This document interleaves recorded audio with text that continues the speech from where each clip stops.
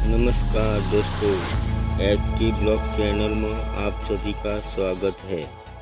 श्रीलंका के खिलाफ आगामी 20 ओवर वनडे सीरीज के लिए भारतीय टीम का ऐलान हो गया है। मुख्य कोच गौतम गंभीर के भारतीय टीम से जुड़ने के बाद अजित अग्रकर की अनुयायी में चयन समिति ने पहली बार स्क्वाड का चयन किया है। नए कोच आने के बाद टीम इंडिया में बड़े बदलाव हुए हैं। रोहित T20 इंटरनेशनल से संन्यास होने के बाद सूर्य कुमार यादव को T20 का कप्तान बनाया गया है। हालांकि T20 और वनडे स्क्वाड में युवा बल्लेबाज शुभमन गिल को उप कप्तान बनाया गया है।